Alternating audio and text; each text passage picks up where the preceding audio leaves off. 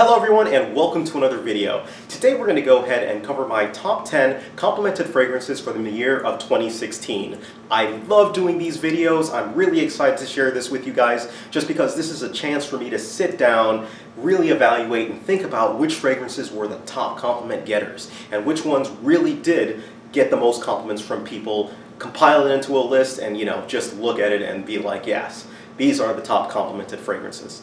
Now, of this list, the thing that I'm going to go ahead and mention as we go throughout is, one, just a short blurb of how it smells, and two, the scenarios that I wore it in, so you guys have a better idea of where and when I was kind of wearing it and where it got these kind of compliments from. Because just along with the fragrance, yes, the fragrances are great, but also is the occasion and when you wear it that really kind of mixes into it. So I'll go ahead and give that information as well. So let's go ahead and get started real quick. All right?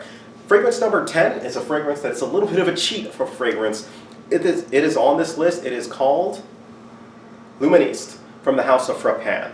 Now Luminous is a sharp, it's like a gin, juniper berries fragrance. It's extremely pleasing to the nose, and I've said many times that I think that this fragrance is probably the best smelling fragrance that I've come across. The reason why it's not higher and the reason why it's not as hyped is because the performance is just horrendous. It's garbage, basically. So when I wear this, I generally actually bring I bring a little decant around just to carry around with me, and I reapply this sucker every 3 hours or so. So it's a little bit of a chore, yes, but it has resulted in a lot more compliments with this. People love this smell. They actually reach out and try and figure out where to actually get it once they, smell it on me. So, Luminous from Frappin. I like to wear this one casually, and I'm, casually dressed, and I generally tend to wear it in casual situations when I'm out with friends. It's very rarely that I'll actually pull this one out to work. When I do, it does work pretty well. All right, number 10. Number 9 is from the house of Tom Ford. This fragrance has been on my list previously before. It is Tom Ford's Oud Wood. Now Oud Wood, absolutely fantastic scent. I was really turned off by it when I first came across it just because a sales rep really tried to push it on me before, and so usually if a rep tries to push something on me, I'm put off by it. But I got a chance to kind of try it on my own, and I was pleasantly surprised. This is a dark scent. This is a scent that it's true to its oudi vibe, but it's very pleasing. It's not too strong, but it is a dark scent, really close to home scent. I generally tend to wear this fragrance when I'm going out to a nice restaurant. If I know that I'm going to be in a closer, intimate scenario, I'm going to go ahead and put this sucker on. And it's really a mainstay in the summer where, I like to wear dark fragrances still, but I don't want them too, projecting, if you will. So that's that. Oud Wood at number 9. At number 8 is a newcomer to the list. It is a pleasant surprise, I am telling you. Absolutely fantastic. It is Terry Mugler's Pure Tonka. Now Pure Tonka, this one caught me by surprise this year. The real strength of this sucker is its performance. The performance is off the wall. When you spray this on, you're surrounded with just a bubble of patchouli, Tonka, some sweetness to it. It is just absolutely fantastic on that. I like to wear this one when it's colder. When fall is the perfect kind of season to wear this, where I'm wearing it now, and it does get compliments. And the real surprising thing about this one is it gets compliments outside. In other words, when I'm walking on the street, when it's cold, it gets compliments, which is a rare thing. It's more so in the summer that I tend to notice outside that I'll get compliments. But this one will get you them outside in the cold weather or the colder weather. All right? Pure Tonka, coming in at number 8. At number 7 is a fragrance that fell off the list, came back, and it's back again. This is my bar go-to scent. This is Express Reserve, the original formulation. Express Reserve, this is a rum. It's a, it's like a rum whiskey type cocktail to it. It's very similar if you've smelled, or Dolce & Gabbana's The One, but it kind of takes a different direction. This is a little bit more of a manly scent that I absolutely love. I will hype this up to the day that I die. Again, be careful. There are two kind of versions for this one. There's a lighter version and a darker version. Go with the darker version if you can find it, because they are two slightly different scents. They're marketed as the same scent, but obviously they reformulated it and changed some things around. All right? So, Express Reserve. Number 6. It's a fragrance from the house of Creed. This sucker has been doing pretty well, and we're talking about Creed's Aventus. Aventus is a scent that's got apple, it's kind of got a little bit of smoky vibe.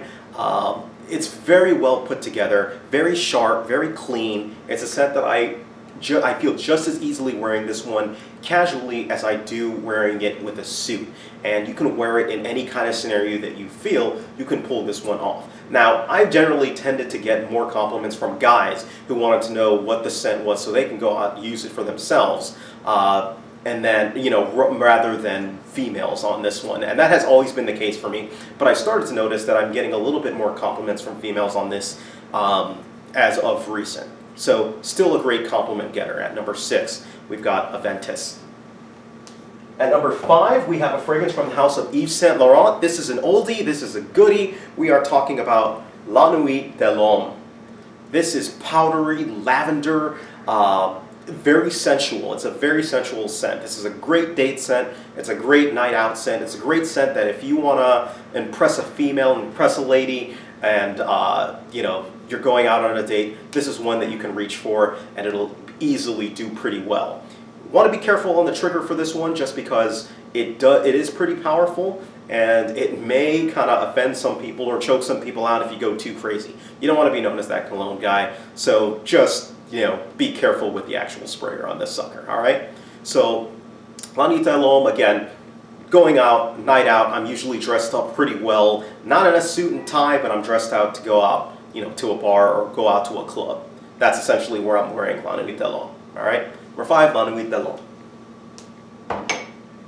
Number 4 is another fragrance from the house of Yves Saint Laurent. This fragrance is a little bit harder to get, so I apologize for that, but that is the original M7 from Yves Saint Laurent. Now, this is another oudie scent. However, this was one of the first prototype, like designer type oudie scents that really did it well, and this one catches people by surprise. This is a mysterious fragrance. This was always been my mysterious fragrance. When I put it on, I don't feel like talking much. I feel like, just sitting in the corner and just conversing with like maybe a person or whatnot. I don't feel like mingling with a lot of people. And you just sit there, lay back in the cut, and you've got a nice little vibe going on. And this one has gotten those compliments in those scenarios. People have come up to me on that part. Wow, what are you wearing? What do you, what is it that you're wearing? Where did you get that scent? Those are the type of things that I get when I'm wearing this scent. The other cool thing that I've noticed with this scent is I wear it to work actually too. And in meetings, they'll actually come out and ask me what I'm wearing just because it catches their nose. It's something that, hey, this is an interesting scent. I want to know what it is, basically. So definitely a good compliment getter. We're talking about M7, right? Number 3 is from the house of Christian Dior. This fragrance, another winter goodie. It's another fragrance that's good when to wear when you're going out. We are talking about Dior Intense. Dior Intense. Now, again, there are different versions all over, but this one with this particular colorway and stem, if you will, ooh, magical. It's the iris, the lipsticky vibe that this fragrance has is one that you do not soon forget. Women, for some strange reason, really like this scent when it's on my skin, especially. So, give it a try, see how it is. I know that lipsticks, being told that it smells like lipstick can be like, lipstick. But trust me, it works. I said the same thing when I first came across it, and people told me it smelled like lipstick, but trust me, you'll like it. I was like, nah, I don't think so. Until I tried it, I was wrong. And here we are, here I am hyping up Dior Intense. Dior Intense, number 3. Number 2, from the house of Chanel, we have got Bleu Deschanel. This sucker, now, I have described this fragrance as a generic fragrance because it smells a lot like, it's got the same prototype as a lot of other fragrances, but it does it perfectly. It's got great projection. It's got great performance. It smells absolutely fantastic. It smells clean. You're not going to be offensive. You can wear this. This is a Swiss Army knife. You can wear it in any kind of scenario, and it's going to get you compliments with this sucker.